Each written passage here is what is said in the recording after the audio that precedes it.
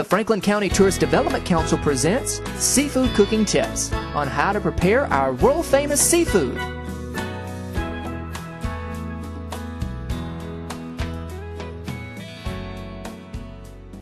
Hi folks, I'm Jeff Ilardi from East Point, Florida, and I'm going to show you how to make Tupelo oysters today.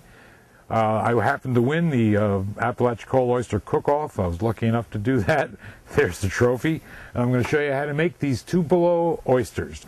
This is the Apalachicola Bay oyster in all its glory. Crassatera virginicus is the Latin name. It's the only oyster, the only species of oyster from Maine right around to Texas. There's different regional differences in where they grow. Ours grow real fast, real big, and real good. And we know how they're harvested with these little boats with tongs. Probably one of the only places in the country where they do it that way. Now, I'm going to show you real quick. I'm going to attempt to open an oyster just to show you how it's done. Important to have a real nice sharp point on your oyster knife and wear gloves. You see the little hinge at the base of the oyster, and you kind of work your knife into there, and then once you get a little gap in it, the top comes right off, and presto, changeo, you've got your oyster on a half shell. There it is. Okay, first of all, we take some of this kumquat pepper jelly. This happens to be from the Cafe Con Leche. Frederick Kaler over there makes it. This is a good base for this sauce. Now, the secret is what you add to it. Now, first of all, Tupelo honey. We have local Tupelo honey here, and we're going to put some of that in there. Now, the key to this recipe is to keep tasting it and your mixture. Now, we're going to put some rice vinegar. I like to use rice vinegar because it's a little milder. And that's going to balance that honey. The sweetness of the honey, and the kumquats are sour and a little bitter. And then we're also going to put in a few jalapeno peppers. Not a lot. These happen to be very hot. They're local peppers right here from East Point, from John and Zetta's yard. I'm going to put a few of those in. And then we're going to take another spoon, and we're going to mix this all up.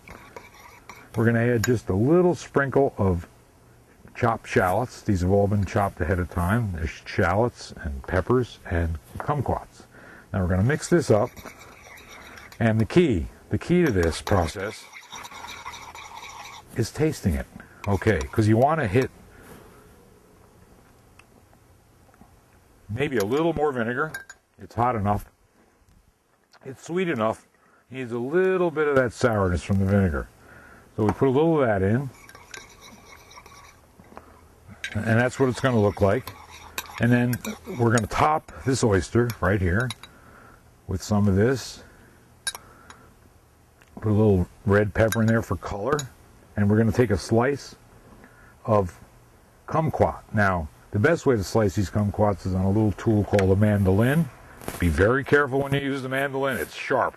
It has a little guard you can use so you don't put your fingers in with the kumquats. So that's a good way to do that.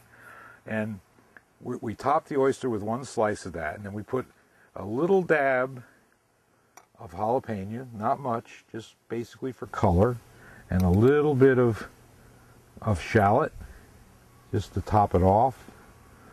And then, I didn't do this at the competition, but I was thinking about it, and I thought a little squeeze of lime, since it's all citrus anyway, would not hurt it. So squeeze a little lime over there, and then you're ready. Okay, folks, this is it. This is the prize-winning Tupelo oysters displayed in an antique oyster bucket that my wife Caroline got for me. These are the buckets that were used before there was refrigeration. And as you can see, it makes a nice spread. This is the way they were presented to the judges at the competition. So try them out at home and enjoy.